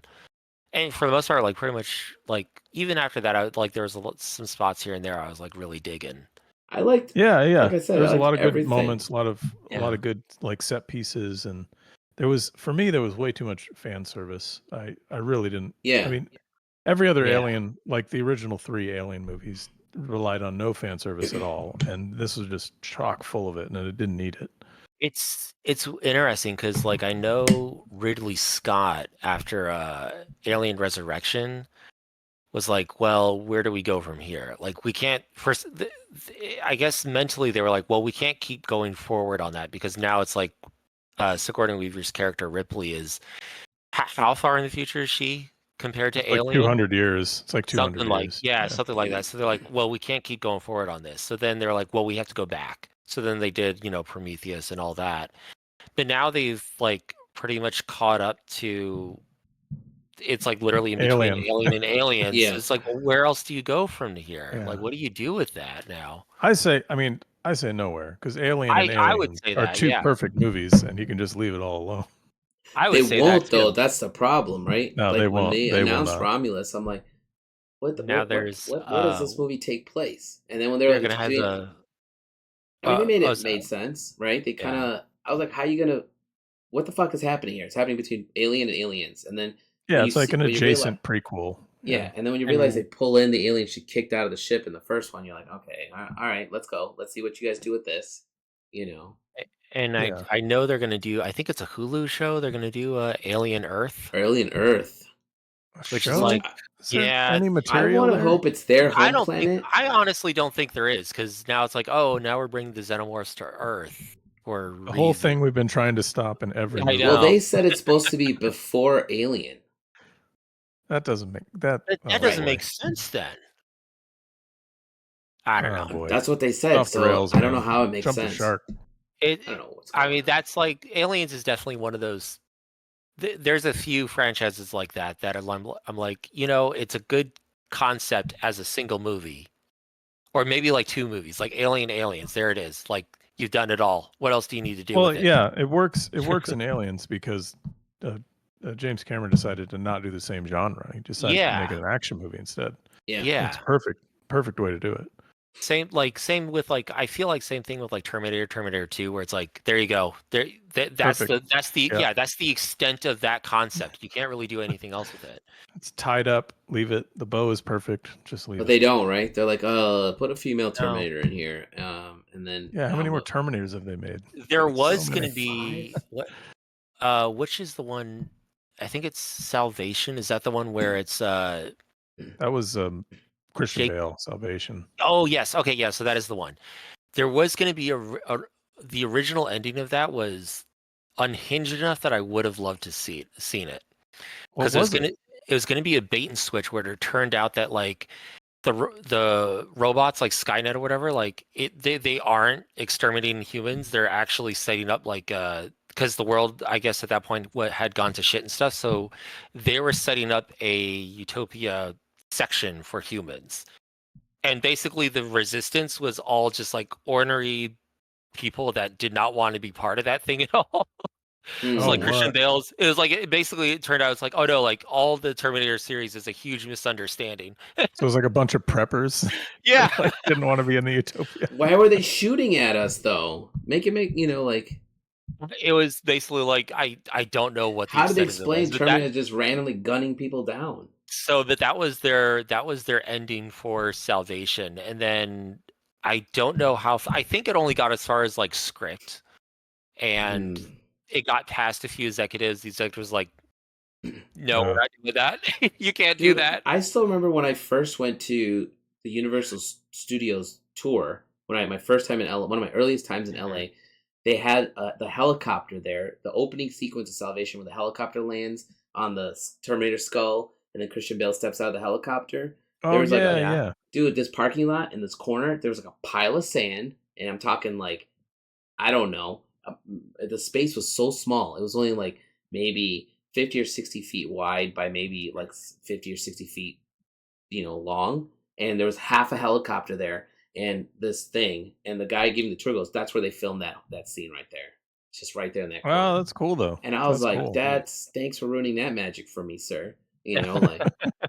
But, so you don't like watching the behind the scenes stuff because it ruins the magic? Sometimes it's interesting. I like seeing things like that. That's my favorite thing. To see how much they utilize what I like movies that have limited sets, if that makes sense. Like Knives Out is a good example. It's just the mansion that the rich old guy lives in, that he dies in. The laundromat. Have you seen Knives Out? Mm-hmm. Yeah. Okay, so there's only like 4 sets, and it's just really good writing, right? So did you like Hateful Eight? It's like one set. Hateful Eight was just I enjoyed it till I didn't enjoy it. I didn't like the end. I hated the way it weirdly ended. But I'm going to be a defender of Hateful Eight. I really enjoyed Hateful Eight. I like it a lot too. I liked it. I just didn't like the ending part of it. Yeah, it was like a stage play. It was cool. I saw it in the theater. It was like an homage, a beautiful homage to The Thing, I thought. I mean, and it had Kurt Russell in it, so it's a winner in my book. Nice. So you like all the Escape from New York and Escape from I love Escape from New York. I love old 80s. Big Trouble in Little China is on my list for Halloween stuff. It's one of my highest. It's easily in my top 5. Big Trouble in Little China. Supposedly they're filming a part 2. Supposedly. I don't want to see it. I don't either. I'm like, don't ruin it, man. It's good the way it is. Escape from LA was bad enough. I don't need more. I don't need more Big Trouble in Little China. We're a little over time, so we should move on to the last portion. Yeah, man. Thing. Yeah. It's been fun though. Yeah, I mean, we can definitely have you back on. What we should do is, as October approaches, have you back on and talk about Halloween movies. Oh yeah, we could do we should do like a little review special, where we all watch something new. Like you watch Near Dark, and I'll watch Near Dark. It's on the list. Well, I'll watch something new, and then we can review it. So I'll talk about movie. I don't know if you've seen Ray and I's show, but we talk about movies most of the show. Oh yeah. I mean, Andrew and I can spiral into. We did a whole episode on kaiju and dinosaurs. Oh, nice. And I feel so. During we talked with Howard Lyon. Oh, Howard's fantastic. How long ago was that? 2 months, maybe. So I held him hostage to give him my thesis on how I feel like the Planet of the Apes franchise, like the entirety of the Planet of the Apes franchise, is the most superior franchise that's existed. That's pretty good, especially the new one. It's like, considering like out of how many movies are there? Like 11. And the original ones, yeah. Yeah, if you're counting the originals and all that, there's out of that entirety, there's maybe like there's one that's like little so-so, and there's one that's like straight real dodgy. What are you doing? Otherwise, the rest of them. Which one's the dodgy one? Not the Tim Burton one, because I thought that had some good prosthetics. No, it's not the Tim Burton one. It's the last of the original run. Oh yeah. Were they like in red outfits and they're running around like modern day times? No, that's the second to last one. I think their budget was getting tighter and tighter. That one is the so-so one, where it's like, okay, like I kind of like where this is going. The last one of the series is the dodgiest because you just feel like, oh, we got our budget slashed compared to like where it was at the start. Because the whole thing, it's like like a Star Wars fan film. It shoots in a forest because that's the cheapest set you can have. Yep. Same exact vibes. The whole thing takes place in basically an Ewok village. Oh, great. And the humans, but it's an Ewok village on the ground because we cannot afford tree fights or anything like that. We can't afford the danger of stuntmen. Yeah, exactly. So the whole thing takes place like out in a forest, amongst like these huts that are built around trees and stuff. The humans and apes are living like side by side, but like the humans are kind of like second-class citizens. Oh, okay. So they flipped the script, or they've kind of gone back to the original stuff. The saving grace of that movie is what it is like there's bookends on it. It starts with this orangutan, like in the future mod of like Planet of the Apes. He's telling his story to a bunch of apes, younger apes, about like how it was in the before times, when like long ago when Caesar was first setting out like the rules and everything of the law and all that, right? And then the other bookend of it is as the camera's pulling out on that same group, and you realize like also it's mixed in with like human children as well. And the implication is like, oh, like they sorted out their problems and everything. Like it's now like we've achieved this or whatever. And there's a quote in it where they're saying like, oh, we always have to be like hyper vigilant about this because like we can always lapse, and if we're not careful, like things can go bad again. And the final shot is like it trucks in on the statue of Caesar that's up there to like as a monument to him, and like a single tear rolls down his cheek. The statue's cheek. The statue. Yeah, which is it's very corny, but at the same time you're kind of thinking like, okay, like you can read that one of two ways. Either like, yeah, his dream is achieved, or the statue's weeping because it's like because it is a time loop thing with Planet of the Apes, like, oh, this is all doomed to repeat. Like, this actually is not at the very far end of it. This is before Planet of the Apes kicks off and before things get real bad and humans become like cattle and all that. Yeah. So that's the one saving grace. Cool. Yeah, that's the one saving grace of that movie. The rest of the movie is like pretty bad. I like the Matt Reeves ones too. I mean, those are the Matt Reeves ones are so good. I haven't seen the last one. This was the newest one's good too. It's not Matt Reeves, but it's good. It's basically Conan the Barbarian as apes. Dude, and the technology, like the first movie, the first Matt Reeves one, I was like, oh, this is impressive. Looks pretty good. Second one, I was like, holy crap. And then it's getting better and better. Now I'm like, oh, so they hired chimps to do this, right? Yeah, it's so good. Scary, man. But yeah, no, like I would say consider the batting average of those films compared to like say Star Wars or any other long running franchise. It's I think like consistently top in terms of return. Or in terms of like how well you've convinced me. I got to do a rewatch, but you've convinced me. Don't watch all 12, thinking about it. I'm thinking about all of the stuff, and it's you can watch all 12. There's one or two good movies. Yeah, that's most franchises. Not me. I'm not gonna watch any of those. Not again. No, they're worth it. They are pre Star Wars, so it is like sci-fi. Oh, I get it. Trust me. Like Planet of the Apes starts with Charlton Heston smoking a cigar on a ship. He's like, it's a very like 60s to 70s sci-fi. They got air filters. They got air filters. You got to figure it out. If you go in just with that mindset, you're fine. Where it's still good. So there you go. I gave another. That's a thesis. He did it. He pulled us in. Do you want to talk about your thing first? Rename this podcast. Yeah. I mean, we'll come up with some weird ass names. Yeah. My so thing, what do you got? I mean, my thing's just going to be like a Wacom ad, but that's cool. Okay. I recently got because I was like, I want to try it. I've tried a lot of their thin stuff and their portable stuff, but I snagged their the Move Ink, I think is what they're calling it. What is that? What is that? They're calling it the Move Ink, like Move Ink 13, and it's a screen. Look at how thin this thing is. It's a portable screen? Oh, shit. Yeah, so it's just a screen. It only has one cable. You just plug it into your laptop. And it is as responsive and as precise as my huge Cintiq. Move Ink. I'm super impressed with this so far. God. How much does that cost? The new, it's like $700, I think. That's cheaper than I expected you to say. That's probably too expensive. With, like Huon. Yeah, but it's. I mean, look at this thing. Look how thin it is. It's so thin. It's like weightless. Connect that to your laptop, and you can get a little stand for it if you want or not.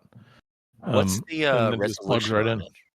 It is a little bit lower. Like you can see the pixels a little bit more, so it's not as high as the Pro. Do you think it's like 1080 or thereabouts? I think so. I think it's about there. But you it's just a screen that's mimicking what's on your laptop, right? Yeah, but it's just like a Cintiq. It's just That's astounding. 1,000 times thinner than a Cintiq. That is super thin. It's crazy. That's insane. I'm loving it so far. I am loving it. So I've just been trying to, I do oil stuff. Most of my career has been digital, and I'm always trying to find, I have an iPad. I'm trying to find the most. How can I sit in a coffee shop and do production level work? Because usually I have to be at my Cintiq to do finals. Yeah. Do you have a PC or an Apple? I have a PC.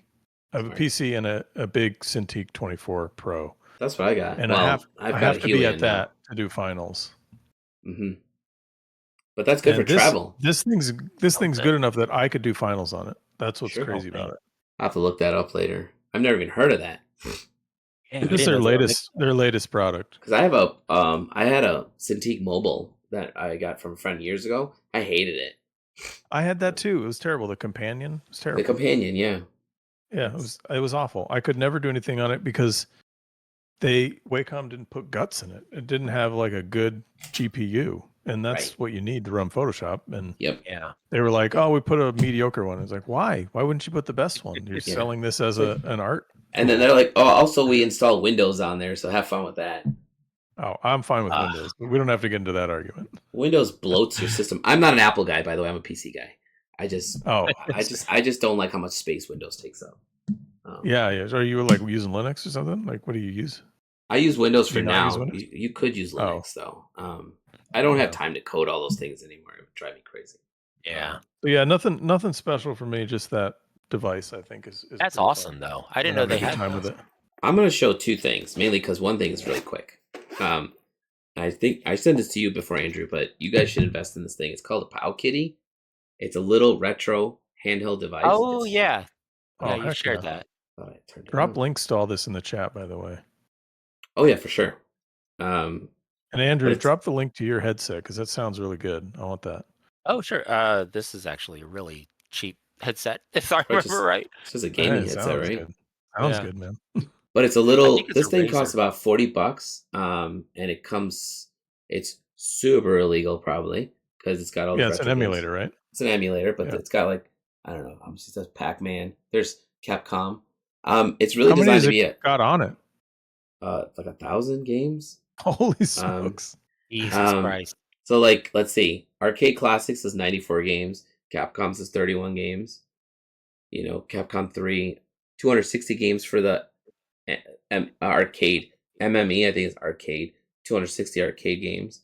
It's mainly designed to be more like a Game Boy Advance. It does have some Nintendo games, but the newer ones will not because Nintendo's cracking down on these. Yeah, of course. And this version is smaller and it's about $40. But if you really want like the best of the best, I just got one of these the RG40s. This thing's not even. It's too fresh. I haven't even set it up yet, but it's got a 4-inch Game Boy. It's like a little Game Boy, and it's got all the. Does it have Marvel vs. Capcom 2 on it? Yeah, it does. It's the best fighting game of all time. But this one's a little bit more money. So how much is that, if you don't mind me asking? The RG40, I believe, was about $80. And that thing's got like. It's great. Supposedly, it's got 16,000 games on it.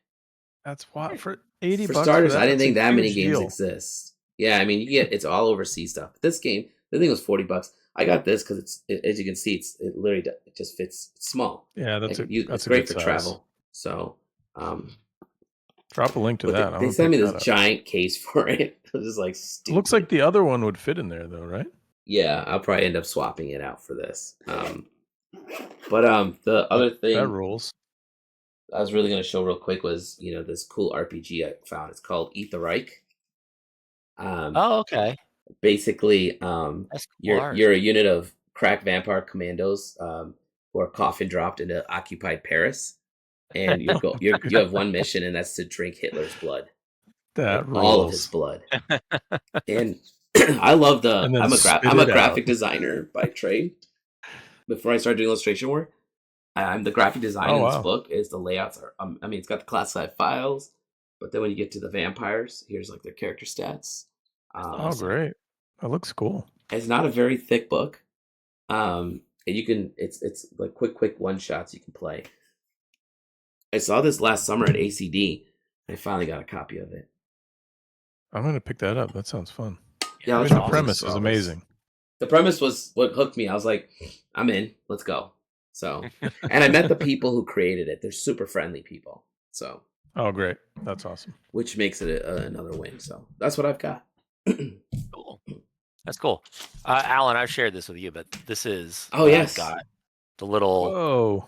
Yeah, it is it's the, what is it? The Kotobuki artist support hand. I think that's what it was called. Yes. I want that too. Oh my god. Yeah. That's better than it's got more articulation than the Daz hands have. Oh yeah. They do. Yeah. Right now it's weird. It's like this. I'll share with you the link for this one. It was through a Hobby Genki, which is or Genkai, which is a Japanese. They're based in Osaka shop, but it was cheaper to order it through them and have it shipped like 2 day shipping through FedEx than it was to hunt down one of these stateside, because the gray version is harder to come by for some reason right now. Like the ones that you see readily right now are like the white version or the flesh colored version, which I'm not a big fan of. I guess you could always spray it if you wanted. True. It's a very that's incredible. Look at that. Yeah. It's a great feeling plastic. And it feels like weirdly enough, like you see like how many parts there are moving to it. It's actually a really sturdy thing going on. Can even like how heavy is it? Looks like it's 3D printed or something. It's all ABS plastic, I think. Okay. It's not 3D. Yeah, it's not 3D printed. It's just like really nicely engineered. But yeah, oh, that's cool. If it's light enough, if something's light enough, they can actually hold it and stuff. So you can actually. What the hell? Yeah. I have to get this. I mean, I usually just use my own hands for all of that. Right. Yeah. Like, a nicely articulated hand. So we have a private server where it's full of Gundams, but then Andrew one day drops this. There's a channel that says models and toys, I think. And he drops this in there, and we're all just like, all right, that's worth the money. You should see I wish I had them right here with me. I could probably go grab them, but I have I do like a longsword fighting thing. And I have these like the latest gloves that are like fully articulated like that, where my hand looks like it's in a black Kydex medieval gauntlet. That's the crazy thing. It's like this is to scale with a human hand, so you could theoretically fit a glove over it if you wanted to see. Oh, that's way cool. Yeah, it's about. Oh wow, yeah. It's dude. You know what's freaky when you hold that up? Those all look like eyeballs looking at you. Yeah. It's a slight. I forget the manga. Good design. That's a good creature design right there. But yes. See. So this is the right-hand version. There's also a left-hand version that's available for sale. Oh, I just mirror it. I don't know. For some of the people that have done it, it's like you get both, and you could do like weird complicated clasped hands and stuff. Yeah. Yeah, that's a good point. You could do handshakes and things like that. Yeah. Hold hands or whatever. It comes like the only drawback on it is I'm not a huge fan of it. I'd like to try and figure out a better solution for it, but like this is the display stand for it. It basically is these little slots that just goes like 2 in. And you have an option of the short ones if you want to just have it sitting up straight like this. If you do these 2 taller ones, you can have it actually like more like a hand down like that. Oh, like it's hanging. Yeah. I would have it. Yeah. I would have it on my desk like thing. Like thing. Family all the time. I think I have to double check, but I think there is an add-on that you could buy for it where you can actually just mount it to a tripod of some kind. Oh, that's way cool. If you have like a gooseneck thing, then you have no issues whatsoever. I like that. That's a great thing, man. Yeah, it's definitely link me that too. Oh yeah, I'm gonna get that. Yeah, definitely. Tyler's gonna go on a shopping spree at the end of this. Yeah, I know. Yeah, it's insane. I basically just been playing with it in between like painting sessions. Like every once in a while, I'll just pick it up and just do like a different pose, and then be like, all right, look at that for a little bit, and then I'll change it around to something else. That's cool. Yeah. No, it was an amazing find. I wasn't aware they were still selling them because they originally came out like around like 2020, 2021 and instantly got sold out. Like, as everyone saw it, I was like, holy shit, how do I get one? Right. And now they're still around if you look around. So yeah, I'll send you the link. Please do. That's very, very cool. Well, all right, boys, we got to wrap this up. Yeah, that's the end of it. All right, man. Yeah, thank you so much, Tyler, for coming. Yeah, thank you, guys. You've been a pleasure to chat with. We got to do this again so we can chat about movies. Sounds like we all got the same interests. We probably have the same vibe as far as movies go. Tyler, tell us where we can find information about you in case people want to look you up. I'd say most of my regular posting is on Instagram, so that's at Tyler Jacobson Art. I do have a website. It's pretty out of date, but you can go to tylerjacobsonart.com. And there's a print store on there, and I'm going to try and put up a post of events. I usually do a lot of Magic events throughout the year, so I want to put a page on a tab on my page that lists all the events I'm going to. That's a good idea. And Andrew? Nice. asidesart.com or the Patreon at patreon.com/asidesart. Cool. All my stuff's at ancientones.net, and all my socials are AllenPanakal Art, except TikTok still, because as everybody knows, someone's still squatting on my name. I don't know why. No. Somebody's just sitting on my name. And I will post a link about the Kickstarter. The launch page is up right now. I believe everyone it goes live on October 8th. Is that right? Yeah, on October 8th it'll go live. It'll be up for 25 days, I believe. So hopefully by the time I get to IX, I've made that crazy number they quoted me. So we'll see. I hope so, dude. I hope so.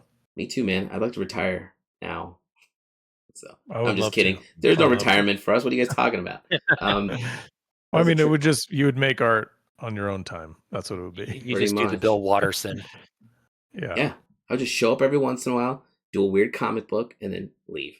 Every once in a while, I was like every once in a blue moon. He's still doing stuff. I've got that weird book he put out. Here, quick segue. Hang on. Oh, true. Yeah, that is true. Let me see. Maybe I don't have it on the shelf. Too many books. No, I forget which one. Yeah, I remember. It had a weird black and white cover. It looked like if you look at it, it looks like it's a horror book. You don't think it's a Bill Watterson book. Cool. Yeah, that's cool. I'll find it before the next call. Yeah, it's hard to find these. Upstairs I have a giant. It's an entire room. That's all art books. I mean, I got books on this shelf here. It is really hard to keep track of them all. Yeah, they're not alphabetized. Obviously the D&D books are easy to find. So those ones I can tell. I'm gonna take us offline. Give me a second, and then